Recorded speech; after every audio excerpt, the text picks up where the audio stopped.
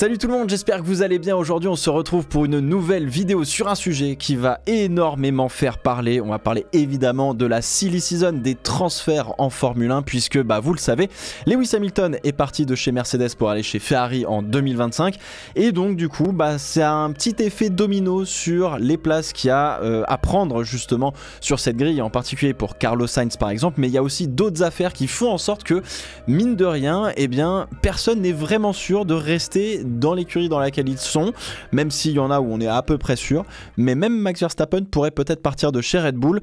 Donc il y a plein de choses à voir ensemble, et comme d'habitude on va faire un petit tableau et puis on va jouer avec des petites photos de pilotes pour savoir qui va où pour 2025 et après probablement.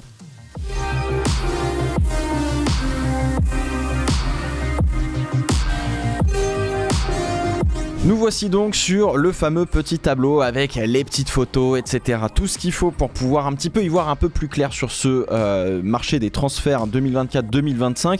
Alors j'ai répertorié toutes les écuries de Formule 1, donc ça il n'y a pas de souci. Dans ces écuries là, j'ai gardé les pilotes qui sont en contrat jusqu'à fin 2025. Donc tous ceux qui ont un contrat qui se termine fin 2024 sont out. On les a mis dans la colonne sur la droite justement, plus quelques potentiels candidats qui soient en F2, qui soient pilotes de réserve, qui font peut-être partie d'une académie, etc., etc. Donc voilà, on a quelques candidats quand même assez disponibles sur le côté droit. Et puis en fait, les écuries, je les ai classées en ordre décroissant d'attractivité, si je puis me permettre, de projet. Red Bull qui est pour moi tout en haut, puisque en fait c'est la meilleure voiture actuellement, donc c'est quand même très intéressant. Aston Martin, on va en reparler, mais pour moi c'est un projet qui est plus intéressant que celui de Mercedes. Ils pondent pas forcément une meilleure voiture, mais ils ont des meilleures infrastructures, il y a un vrai engouement avec Lawrence Stroll, etc. Mercedes, bon ça reste Mercedes pour le moment. Juste derrière je mettrai Steck qui va devenir Audi en 2026, donc là aussi il y a un gros projet à faire monter. Derrière ce projet là on a le projet Alpine, où on est reparti pour une énième itération, si je puis me permettre, avec Bruno Famin, donc on verra ce que ça donne. Et Williams pareil, c'est un autre projet qui est très long-termiste entre guillemets, où c'est pas demain la veille qu'on verra une Williams sur le podium ou se battre à la régulière pour des victoires, etc. Et puis en dessous, en fait on a les écuries qui servent plus pour les jeunes pilotes entre guillemets qui vont arriver de la F2, donc on a Racing Bulls et puis As. Là aussi pareil, on va y voir un petit peu plus clair assez rapidement. Et puis j'ai mis deux écuries en safe zone où normalement, je dis bien normalement, ça devrait pas bouger. S'il se passe des dingueries sur le marché des transferts, c'est pas impossible que Lando Norris commence à se poser quelques questions. S'il y a un Christian Horner qui l'appelle pour dire est-ce que tu veux venir prendre la place de Max Verstappen, c'est des choses qui peuvent se passer dans le monde fou de la Formule 1, mais normalement, autrement, chez Ferrari ça va pas bouger, hein. Charles il va rester jusqu'à fin 2029 si c'est pas plus tard avec Ferrari. Lewis il vient d'arriver, donc il n'y a pas de souci. Et puis Piastri il a aucun intérêt d'aller ailleurs, c'est sa deuxième saison en Formule 1, ce sera sa troisième l'année prochaine. Il est bien, il apprend, il performe, il a une caisse qui est très bien pour un rookie, donc let's go. Alors 2-3 petites dernières choses avant de commencer à faire mumuse un petit peu avec toutes les photos. Premièrement, il y a un mot qui va revenir assez souvent et qui revient assez souvent quand on parle de transfert, c'est le mot potentiel. Alors, le mot potentiel, faut le prendre pour ce qu'il est, c'est-à-dire que ça peut se passer comme ça peut ne pas se passer, et que généralement on fonde beaucoup d'espoir sur ce mot potentiel en se disant ouais il y a le potentiel chez Audi machin, etc. Ça veut pas dire que ça va réussir, ça veut pas dire que ça va se foirer, mais qu'on va chercher justement réfléchir à ce qui pourrait arriver à l'avenir, que ce soit en bien ou que ce soit en mal. Donc il va falloir être vraiment très vigilant avec ce mot potentiel, encore une fois, que ce soit pour un pilote ou que ce soit pour une écurie. Je veux que vous ayez bien ça à l'esprit. Deuxième chose, la dynamique du marché des transferts c'est méga accentué, c'est méga tendu. Avant début 2024, globalement quand tout le monde avait à peu près re-signé dans les top teams, on se disait que le meilleur projet entre guillemets pour des pilotes qui arrivent à fin de contrat 2024, c'était Audi qui arrivait en 2026. Aujourd'hui, Audi c'est plus une écurie pour 2026 qui est si intéressante que ça quand on voit les baquets qui sont disponibles en tout cas sur la grille de départ, et avec toutes les affaires qu'il y a un petit peu dans tous les sens, Audi est redescendu un petit peu en dessous. Pareil pour Mercedes, ça fait 3 ans qu'ils pondent des merguez. Le baquet Mercedes pour moi est surévalué, donc faut aussi prendre ça en compte, je trouve personnellement. On va en reparler évidemment, mais donc faites bien attention à tout ça. Dernière chose, on va faire plusieurs scénarios, ou en tout cas déjà on va faire un scénario qui me paraît peut-être le plus probable, dans le cas un scénario très conservateur si je puis me permettre, où il se passe pas de dinguerie entre guillemets et qui, vous allez voir, finalement verrouille pas mal de choses pour pas mal de pilotes, où finalement il se passe pas grand chose. Derrière il y a d'autres scénarios possibles qui peuvent décoller à tout moment, etc. Et vous allez voir que Verstappen, Alonso et Sainz et probablement les écuries qui vont signer ces pilotes, le premier qui va agir, qui va signer, va entraîner un scénario derrière lui quoi qu'il arrive, qui va être plus ou moins violent entre guillemets, tu vois. Donc encore une fois, on n'est pas sur de la prédiction de savoir qui va signer où, mais on est dans des prédictions entre guillemets de scénarios possibles, plausible plus ou moins pour certains. Voilà, encore une fois, c'est pas parce que je vais dire que par exemple Alonso signe chez Red Bull que ça va se passer, bien évidemment. Il y a beaucoup de choses qui peuvent se passer, mais je veux que vous ayez aussi bien ça à l'esprit.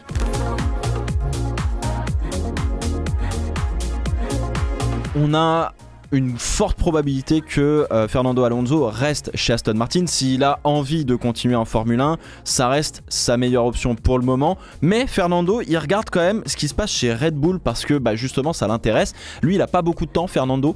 Il lui reste 2-3 ans, peut-être grand max. Donc s'il veut devenir champion du monde, il lui faut tout de suite la meilleure voiture. Il n'a pas vraiment le temps de construire entre guillemets un projet pour faire quelque chose, etc.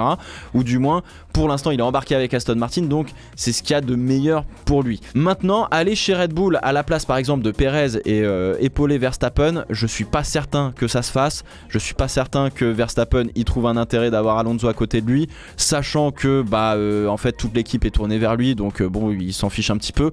Pas sûr qu'Alonso y trouve son compte, pas certain que le management y trouve son compte, pas certain que Alonso et Christian Horner ça matche vraiment, même si on a vu des discussions entre Horner et Briatore qui est donc le manager d'Alonso.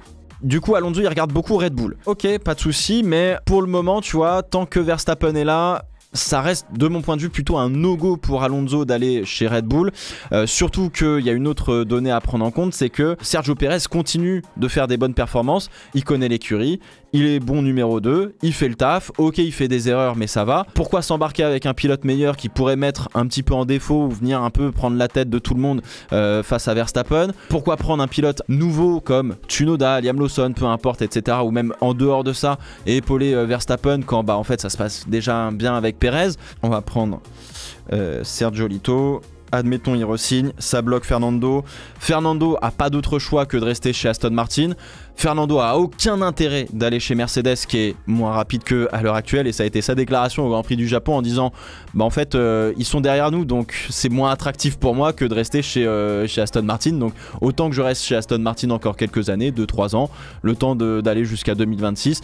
Ok, peut-être qu'il se battra pas pour le championnat du monde des pilotes ou des constructeurs avec Aston Martin sur les 2 prochaines années globalement, tu vois, mais en tout cas ça fonctionne plutôt pas mal comme ça. C'est un scénario qui est très conservateur s'il se passe pas de dinguerie, mais si Verstappen reste, probablement que Perez re-signe s'il continue à faire du bon boulot, donc ça veut dire que ça bloque Alonso chez Aston Martin qui est pour moi un baquet de choix. Lance Stroll il est en CDI donc voilà, sauf dinguerie encore une fois. Donc du coup ce qui veut dire que Carlos Sainz il se retrouve avec 2 options, Mercedes ou Audi. Alors on a eu quelques liens entre Sainz et Audi parce que évidemment le papa a gagné le Dakar avec Audi cette année à 61 ans si je dis pas de bêtises. Audi quand ils arrivent dans une catégorie de sport auto c'est pour gagner, donc voilà c'est un projet qui est sérieux mais qui va prendre du temps parce que là quand on voit Stake aujourd'hui, les problèmes de pit stop, les problèmes de fiabilité, etc., on est très très loin d'avoir une équipe digne d'un top team. Je vous rappelle, Mercedes quand ils sont revenus en Formule 1, ils sont arrivés en 2010, ils ont mis 3 saisons à gagner un premier Grand Prix et ils ont mis 5 saisons à gagner un premier championnat du monde, sachant que lors de cette 5e saison, c'était un changement de réglementation auquel ils s'étaient préparés. Là, Audi arrive sur un changement de réglementation, donc typiquement pour moi, Audi, si on parle d'une bonne stabilité, etc., et que c'est bien mené et rondement mené, c'est 5 à 7 ans le projet Audi, tu vois. Donc, est-ce que Carlos Sainz peut attendre autant de temps ? Oui, non, ça, dans ce scénario-là où Red Bull est pris, où Aston Martin est pris, où Mercedes est pas si attractif que ça parce qu'il y a George Russell et qu'on sait qu'il y a probablement un certain Kimi Antonelli qui va arriver parce que là il fait sa saison de F2, on le fait déjà rouler dans une Formule 1 chez Mercedes, etc. Carlos Sainz, il veut avoir un contrat moyen long terme en numéro 1 dans une écurie avec un projet sérieux. Donc bah typiquement dans ce cas-là, effectivement, Carlos Sainz chez Audi, pour moi ça fait sens. C'est pas du tout la meilleure option qu'il pourrait espérer de mon point de vue, Carlos Sainz, parce qu'en 2025 ça va être l'hécatombe entre guillemets chez Stake, donc ça va être très compliqué. Mais c'est entièrement se tourner d'ici 2-3 ans sur le projet Audi et essayer de monter cette écurie jusqu'à devenir champion du monde, mais ça va prendre tout le reste de sa carrière entre guillemets. Donc c'est le move de construire une écurie autour de lui, etc. Donc à voir ce que ça peut donner. Dans ce contexte-là, ça me paraît possible. Donc du coup, je vous parlais de Kimi Antonelli, pilote de Formule 2 chez Prema, qui a tout gagné dans les catégories juniors. C'est a priori le plan A de Mercedes s'ils n'arrivent pas à faire venir Verstappen entre guillemets ou une autre pointure chez eux. Alors Kimi Antonelli, soit on le fait monter chez Mercedes très rapidement, genre dès l'année prochaine ad vitam aeternam, et on a notre paire de pilotes stable et derrière on s'occupe de bosser une réglementation 2026 où ça fonctionne et où ça remonte, etc. Parce que bon, ça fait 3 ans qu'ils pondent des merguez sur les voitures à effet de sol. 2026, faudra voir ce que ça donne, que ce soit à la fois moteur ou à la fois châssis. C'est pas dit que tout refonctionne, etc. Donc voilà. Pourquoi pas Kimi Antonelli chez Mercedes? Et puis Kimi Antonelli, si jamais il y a Sainz qui signe chez Mercedes, on le met chez Williams le temps qu'il fasse ses armes, donc pas de souci. Puis Williams, Sargent ça dégage, donc pas de souci. C'est aussi une possibilité, hein, mais pour moi la meilleure possibilité dans ce scénario-là pour Sainz, c'est d'aller effectivement chez Audi. Ça reste pour moi pas la bonne chose à faire pour sa carrière. Il y a mieux à trouver. Alors du coup, vous allez me dire, ok, pour épauler Sainz chez Audi, on n'a que l'embarras du choix entre guillemets, puisque on a une pléthore de pilotes qui sont sans contrat fin 2024 pour 2025. On parlait notamment de Nico Hülkenberg, on parlait notamment d'Esteban Ocon, dont on a entendu quelques rumeurs pour ces deux pilotes en lien avec Audi l'année dernière. C'est des pilotes qui sont tout à fait intéressants. Nico Hülkenberg, je suis pas certain. Je trouve qu'il a peut-être passé un petit peu son prime entre guillemets. Il est pas dégueu face à Magnussen, loin de là. Esteban Ocon représenterait un joli duo avec Carlos Sainz, deux pilotes très propres entre guillemets, qui arrivent à développer une voiture, qui arrivent à faire à sortir les quelques dixièmes qui manquent à une voiture, etc. Et on s'embarque sur un projet long terme. Donc au choix, Esteban Ocon ou Nico Hülkenberg, même si Nico Hülkenberg va jouer la nationalité entre guillemets. Il y a un dernier pilote qui peut être intéressant aussi pour Audi, c'est Guan Yu Zhou, puisque Guan Yu Zhou, on en parlera dans une prochaine vidéo. Guan Yu Zhou, pilote chinois, Audi drague le marché chinois de fou furieux, notamment avec son projet F1 d'ailleurs. Donc avoir un pilote chinois dans l'écurie, c'est pas non plus totalement déconnant d'un point de vue purement commercial. D'un point de vue sportif, pour moi ça vaut pas le coup. Ça vaut le coup peut-être sur 1 ou 2 ans d'avoir Zhou avec Carlos Sainz, mais derrière il faudra prendre un autre pilote parce que malheureusement pour le moment je trouve que Zhou, on n'a pas vu énormément de grosses performances. Si on passe du côté de chez Alpine, alors là le projet Alpine il a pris un coup dans la tronche depuis le rachat en 2016 du groupe Renault de l'écurie Enstone pour revenir en Formule 1. Ça a été les montagnes russes dans tous les sens à chaque fois. Ça s'est pété la gueule, puis c'est remonté, puis ça s'est repété la gueule, puis c'est remonté, puis ça s'est pété. Bon, je vous la fais pas, voilà.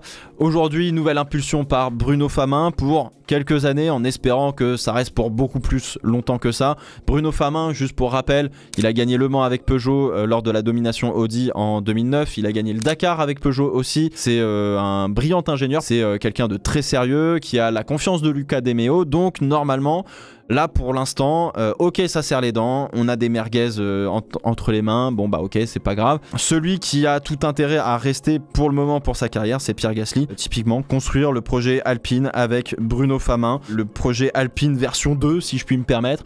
Donc pour moi ça fait sens, c'est pas un mauvais choix, faut rester encore 3-4 ans pour Pierre chez Alpine, voir ce que ça donne, et puis d'ici la nouvelle phase après de marché des transferts, à ce moment là, oui, ça vaudra peut-être le coup de réfléchir à savoir où est-ce qu'on peut aller pour Pierre Gasly. Mais pour l'instant, Pierre Gasly en numéro 1 chez Alpine, en se disant que Esteban Ocon parte, c'est pas déconnant. Pour l'épauler, pareil, au final il n'y a pas tant de choix que ça. Sur la liste, c'est compliqué.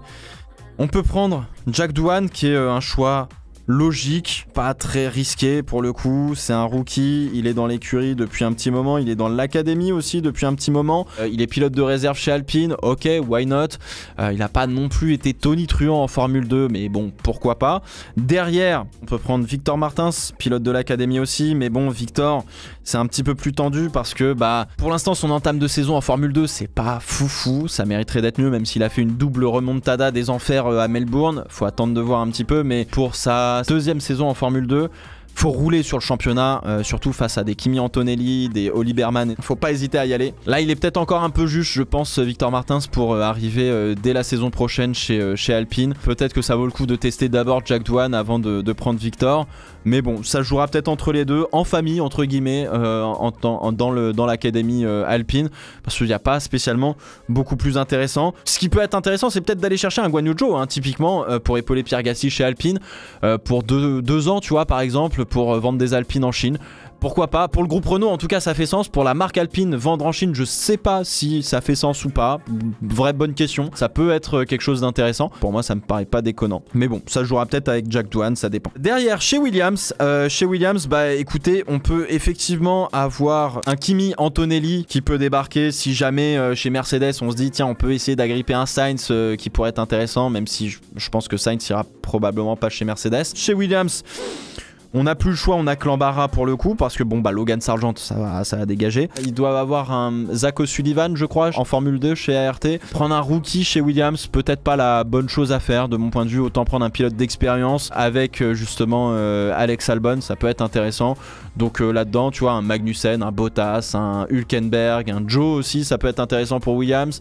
Il y a pas mal de candidats disponibles. Je saurais pas qui vous prendre. Par défaut, je vais mettre Bottas, tu vois, mais bon, je pense pas que ça se fera sur Bottas. Mais vas-y, on va le mettre là. Qui d'autre? Je sais pas trop, tu vois. Chez Williams, ça reste très très ouvert. Ce sera probablement l'un des derniers baquets pris. Chez Racing Bull, on va re-signer Tsunoda pour avoir de la stabilité, tout simplement. Il fait le job de fou furieux. C'est un très très bon pilote aujourd'hui sur sa quatrième saison. C'est sur sa 4e saison. Il enquille les performances, il enquille les belles manœuvres en piste. C'est le meilleur des autres aujourd'hui sur la grille. Donc bon, go, hein, faut le garder chez Racing Bull pour une année de plus.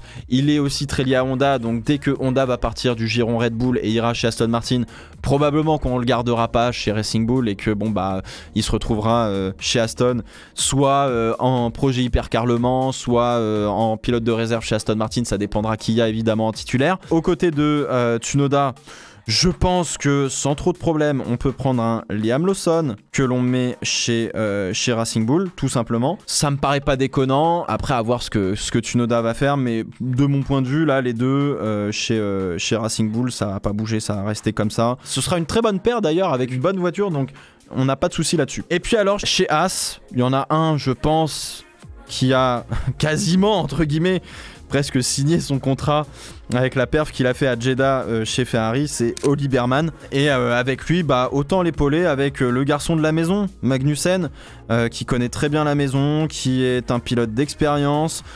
Pourquoi changer, tu vois, avoir un peu de stabilité avec un jeune rookie, ok, pas de souci. Ayao Komatsu, il est là pour regagner la confiance de Gene Haas, qui s'est érodé avec le temps avec Gunther Steiner. Pour l'instant, ça fait du bon boulot, faut continuer en ce sens. Avoir un Magnussen, c'est rassurant aussi, donc avoir un Oli Berman et un Magnussen, c'est pas déconnant pour Haas, vraiment, donc ça me paraît pas déconnant. Voilà le premier gros scénario dans ma tête, qui me paraît assez conservateur, dans le sens où tout le monde va rester sur à peu près ses bases et ça va pas beaucoup bouger. Ça me paraît pas déconnant, tu vois. Il y a encore plein de petits changements qui peuvent s'opérer, notamment sur la deuxième partie de la grille. Mais voilà le premier scénario conservateur.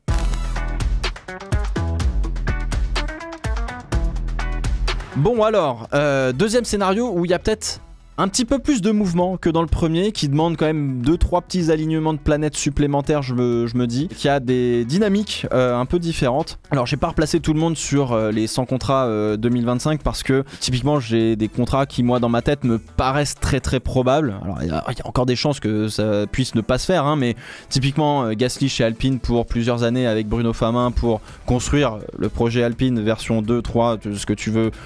Ça me paraît pas déconnant. Chez Racing Bull, je pense que ça me paraît pas déconnant de signer Tsunoda pour 1 an et Liam Lawson pour 1 ou 2 ans. Faut voir évidemment, mais typiquement ça me paraît être une bonne paire. Puis Tsunoda fait grave le taf pour sa 4e saison. Chez Haas, Oli Berman, je pense que c'est... En vrai, c'est une question de contrat, tu vois, mais globalement, c'est une question de temps avant de l'annoncer parce que ça vaut le coup de le prendre et puis de prendre un pilote d'expérience, comme je vous ai dit, à côté. Donc, par acquis de conscience, j'ai laissé Magnussen sur le côté, mais globalement, je me suis dit c'était pas déconnant de garder ça comme ça. Maintenant, sur le haut de la grille, ça peut encore un petit peu bouger. Avant le début de la saison, Sainz avait pas beaucoup de possibilités. Sainz était encore un bon pilote ou un très bon pilote qui devait trouver une bonne équipe. Fernando Alonso était le choix très logique pour Aston Martin pour les 2 années à venir par exemple. Aujourd'hui, la dynamique a changé dans le sens où on n'est pas sûr que Verstappen reste pour tout un tas de raisons. Sainz a fait des grosses performances sur ce début de saison, donc il a pris en valeur de performance, entre guillemets. Et Fernando Alonso, de surcroît, même s'il regarde ce qui se passe chez Red Bull, plus il va prendre son temps, plus ça va être intéressant pour Aston Martin d'aller chercher Carlos Sainz. Et vous l'avez peut-être lu dans la presse à un moment donné, oui, chez Aston Martin, Carlos Sainz, il commence à être doucement sur le radar parce qu'il commence à devenir un Fernando Alonso un peu plus jeune, entre guillemets, qui a un petit peu plus d'avenir sur lequel on peut construire un projet. C'est un peu la pépite qu'on cherche depuis le retour, la venue, entre guillemets, d'Aston Martin en Formule 1. On a eu Vettel pour construire une première étape, puis on a eu Alonso pour construire une deuxième étape. Et là, en vrai, le choix logique, c'est de prendre un pilote de la trempe de Carlos Sainz pour construire la dernière grosse étape pour aller chercher des titres de champion du monde, etc. Puisque bon, Alonso, il va pas non plus rouler jusqu'à 50 ans, même s'il en est capable. Lui, il va peut-être être plus motivé par avoir très vite une très bonne voiture pour potentiellement bloquer ce 3e championnat et puis enfin prendre sa retraite définitive. Donc oui, Carlos Sainz, il peut être sur le radar d'Aston Martin et Aston Martin peut reprendre un petit peu, comment dire, de poids dans les négociations avec Fernando Alonso en disant « Mec, si tu te décides pas très vite, moi on va bloquer Carlos Sainz chez nous et toi tu te retrouves à la rue et alors là, bon courage. » Donc il y a cette éventualité, tu vois, qui peut arriver et je pense très sincèrement que c'est le meilleur scénario pour Carlos Sainz. Carlos Sainz, s'il a un move à faire, c'est d'aller chez Aston Martin. C'est le meilleur move qu'il peut faire. Aston Martin, dans les écuries top team, entre guillemets, en construction, dans les projets en construction, c'est la meilleure écurie possible pour le moment. Encore une fois, il n'a pas spécialement d'intérêt à aller chez Red Bull aux côtés de Verstappen. C'est se casser les dents. Ok, ils étaient coéquipiers en 2015, etc. Ouais, ça s'est pas bien passé, mais aujourd'hui c'est des grands garçons, machin truc. Non, l'équipe elle est tournée sur Verstappen. Pour un pilote de la trempe de Carlos Sainz qui veut un contrat moyen-long terme où il faut qu'il soit pilote numéro 1, faut pas aller chez Red Bull. Ou en tout cas, faut pas aller chez Red Bull tant qu'il y a Verstappen. Donc, dans ce cas-là, Aston Martin, ils ont pour moi intérêt à signer Carlos Sainz. C'est le futur gros pilote qu'il faut avoir dans une écurie où tu veux devenir champion du monde. La timeline, elle est parfaite entre Aston Martin et Carlos Sainz. C'est 2 projets et 2 pilotes qui correspondent parfaitement. Donc pour moi, là, ça vaut grave le coup. Ce qui met Fernando un petit peu sur la sellette, puisqu'il se retrouve sans contrat. Soit il va chez Red Bull, mais comme je vous l'ai dit tout à l'heure, ça me paraît un peu compliqué. En moins bien, il peut aller chez Mercedes. Sur un court terme, c'est pas déconnant, mais c'est moins bien qu'Aston Martin, donc il y perd au change. Est-ce qu'il a envie de se prendre la tête à 42 ans? Est-ce qu'il a envie de se prendre la tête avec George Russell et Toto Wolff? Je suis pas certain, sachant qu'il sait très bien qu'il y a Kimi Antonelli derrière, donc son temps est compté. Et puis la Mercedes, ça fait encore une fois 3 ans qu'il ponde des merguez. Il est pas sûr du tout d'avoir une voiture pour jouer les victoires, donc bon, il n'y a pas forcément d'intérêt. Chez Audi, est-ce qu'on va vouloir d'un Fernando Alonso? Alors oui, il va apporter beaucoup d'expérience sur les premières années, mais est-ce que Alonso a envie d'aller se prendre la tête chez Stake, qui aujourd'hui a des problèmes de pit stop et de fiabilité, qui est aussi performante que l'Alpine? Donc non. Donc ça veut dire que, de mon point de vue, si chez Aston Martin on signe Carlos Sainz, ça met probablement Fernando Alonso à la retraite, ou alors on l'envoie au Mans avec l'hypercar chez Aston Martin, ce qui peut être aussi un très beau projet pour lui, tu vois. Mais de mon point de vue, si on prend Carlos Sainz, Fernando Alonso, c'est ciao. Du coup, chez Red Bull, encore une fois, tant que Verstappen reste chez Red Bull, moi je mets Perez à côté, hein. Perez, il a plus de pression. Ricardo, il est HS. Tsunoda, il va pas rester dans le giron puisqu'il y a Honda qui se barre. Liam Lawson, il est même pas encore en Formule 1. Bon, il va revenir peut-être en 2024 pour prendre la place de Ricardo, mais le promouvoir à la place de Perez, s'il continue de performer correctement, Perez, il a sa place acquise pour 2025. Moi, de mon point de vue. Ok, donc ça bouge pas ici. Du coup, chez Mercedes, on a plusieurs choix. Le plan A, ça reste Kimi Antonelli, ça dépend de ce qu'il donne. On va le faire tester la Mercedes de 2021, qui est une excellente voiture. On va le faire tester la Mercedes de 2022, qui est une voiture extrêmement mauvaise. Comme ça, il va pouvoir se faire une idée, etc. et apprendre, etc., etc. Si jamais on le sent pas prêt, qu'il fait pas une saison de Formule 2 comme il faut, etc. Il n'y a pas 1 milliard de choix pour Mercedes, mais il y a plusieurs choix. Le premier étant Esteban Ocon, dont la carrière est toujours managée par Mercedes, pour l'avoir 2-3 ans, histoire d'attendre que Kimi Antonelli se fasse la main chez Williams, parce qu'on se dit qu'il est pas encore tout à fait prêt, faut qu'il se fasse les dents, machin, etc. Et on a besoin de performer. Et un Esteban Ocon, ça apporte quand même beaucoup de performance. Ça a été un junior Mercedes, on sait très bien de quoi est capable Esteban Ocon, donc il n'y a pas de souci. Avec George Russell, ça va dépoter, hein, qu'on soit bien honnête, mais pourquoi pas, ça peut être quelque chose d'assez intéressant. Et donc du coup, bah, le projet Audi là, il se retrouve un peu dans la galère. Et c'est pour ça que Esteban Ocon chez Mercedes, ça va dépendre aussi de savoir si Kimi Antonelli performe ou non. Je pense dans l'intérêt d'Esteban Ocon et de sa carrière, aller chez Mercedes, c'est le plan B. C'est le plan B si jamais le plan A, qui s'appelle Audi, ne fonctionne pas. Dans ma tête, effectivement, si Sainz est chez Aston Martin, aller chez Audi, ça a complètement sens pour Esteban Ocon. On a eu des rumeurs de discussion entre Esteban Ocon et Audi l'année dernière. On a eu des rumeurs aussi pour Nico Hülkenberg. Donc on revient sur notre schéma de tout à l'heure. Et au final, bah, on bouge pas beaucoup parce que pareil, hein, Guan Yu Zhou, c'est pas totalement déconnant. Est-ce qu'il y a un Magnussen, ça vaut le coup? Peut-être pas. Est-ce qu'on essaie de faire venir un Alex Albon chez Audi? Pas certain. Est-ce qu'on essaie de faire venir un Pierre Gasly? Bon, avec Esteban Ocon, on prend la paire Alpine, puis on la prend chez Audi, je suis pas certain non plus. Donc dans ce cas-là, effectivement, ça veut dire que Kimi Antonelli, moi, dans beaucoup de cas, je le vois effectivement aller chez Mercedes, ça reste le plan A chez Mercedes. Maintenant, il faut qu'il fasse une bonne saison de Formule 2, faut qu'il apprenne, etc., etc. Est-ce qu'il y a une overhype sur Kimi Antonelli? Peut-être. C'est possible, c'est possible. Est-ce qu'il peut décevoir quand il arrivera chez Mercedes? Peut-être, c'est possible. Encore une fois, faut pas vendre la peau de l'ours sans l'avoir tué, mais voilà. Et puis bah derrière, on se retrouve avec les mêmes problématiques que tout à l'heure. Jack Doohan chez Alpine, oui, c'est pas déconnant. Avec Victor Martins en support, oui, ça paraît pas déconnant. Ça, en vrai, chez Alpine, je pense que ça va pas bouger. Ça va rester peut-être, ça va jouer peut-être entre les deux ici. Chez Williams, bah pareil que tout à l'heure, on se retrouve avec les mêmes problèmes. Bottas, Joe, Magnussen. Qui c'est qu'on peut avoir? Théo Pourchaire, je sais pas. Théo Pourchaire qu'on pourrait mettre d'ailleurs peut-être en 3e pilote ici. Puisqu'il fait toujours partie de l'Académie Sauber. J'ai pas parlé non plus de Isaac Hadjar, mais Isaac Hadjar, 3e pilote de réserve chez Red Bull Racing Bull. Si jamais chez Racing Bull il y a un pilote qui est pas là, Isaac Hadjar. Si jamais chez Red Bull il y a un pilote qui est pas là, probablement Isaac Hadjar. Voilà, ça peut, c'est pas déconnant non plus, tu vois. Et bon, bah là, oui, je vais garder la situation avec Magnussen chez As, tu vois. Et puis, bah du coup, ouais, bah, Fernando, il a plus de baquet. Qu'est-ce que vous en pensez de ça? Ça, c'est un scénario un peu moins conservateur, un petit peu plus tendu, qui demande un certain alignement de planètes, qui me paraît pas impossible. Et je vais vous dire très honnêtement, c'est un scénario qui me paraît très cool, notamment pour Sainz et Aston Martin, et je réitère cette proposition dans ce sens.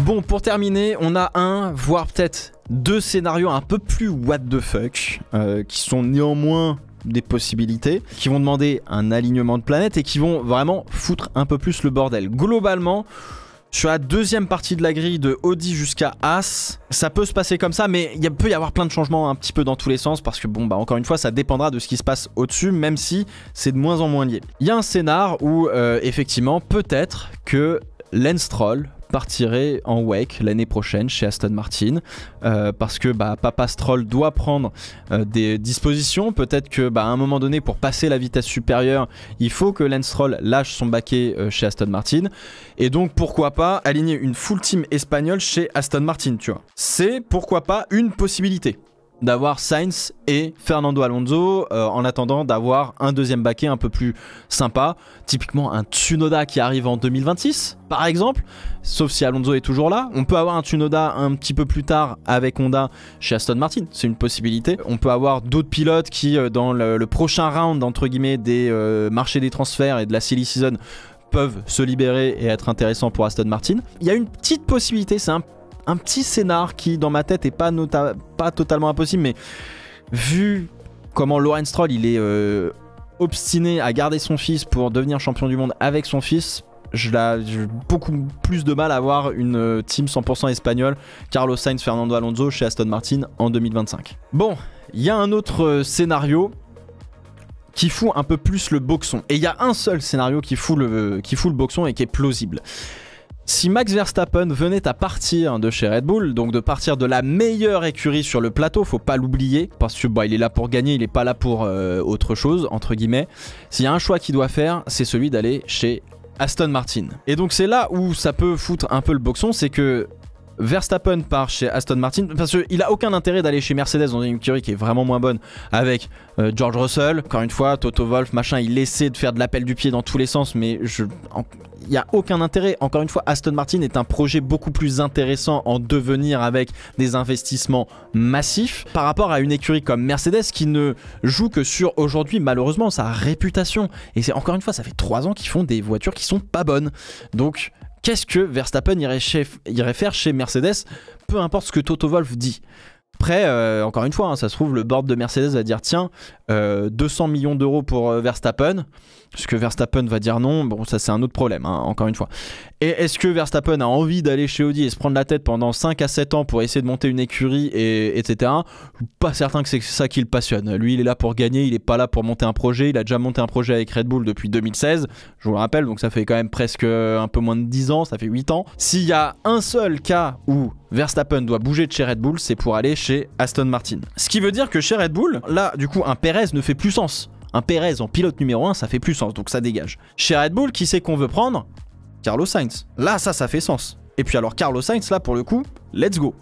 Let's go, il va avoir la meilleure voiture probablement en 2025. Et puis à ce moment-là, c'est parti et on verra. Ça dépend aussi si Adrian Newey part ou pas de chez Red Bull. Mike Krack a réfuté le fait d'avoir fait une offre indécente entre guillemets à Adrian Newey pour venir chez Aston Martin. Encore une fois, c'est de la rumeur, on peut dire oui, non, etc. Donc vous en ferez ce que vous voudrez. On attendra de voir ce que ça donne, mais c'est aussi des choses à pondérer, à prendre en compte dans le marché des transferts, c'est savoir avec qui tu as bossé. T'as envie d'avoir quand même des pointures avec toi, tu vois. Bon. Ok, du coup chez Red Bull, s'il y a Carlos Sainz, il y a Fernando Alonso frérot, obligatoirement. Team 100% espagnol, ça me paraît pas déconnant du tout. En plus Alonso va être sur un contrat plutôt court, c'est nickel, comme ça il peut peut-être devenir champion du monde, des pilotes, etc. Et en plus de ça, on prépare la relève avec Liam Lawson par exemple, Isaac Hadjar, Ayumu Iwasa, Pepe Martin, je crois, j'en oublie peut-être un ou deux. Bref, donc il y a encore du monde, il n'y a pas de souci, donc ça c'est pas déconnant.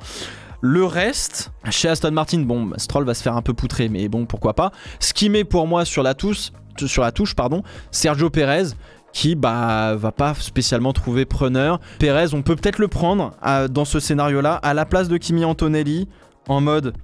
Bah écoute, on a besoin d'un gars qui fasse le café pendant 2 ans ou 1 an.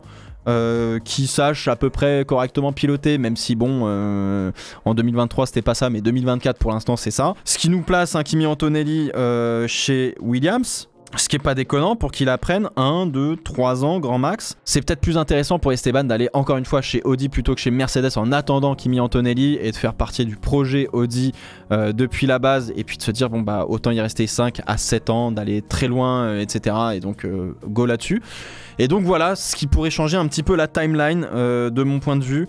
Est-ce que par exemple un Pierre Gasly pourrait aller chez Mercedes? Je suis pas certain. Encore une fois, faut pas oublier que chez Mercedes le deuxième baquet c'est un contrat court, donc c'est un peu plus compliqué. Et puis bon bah derrière en dessous ça a pas beaucoup changé. Pareil chez Audi, je pense pas que ça changera énormément sur les têtes d'affiche. Donc voilà le scénario un peu plus what the fuck qui peut se produire.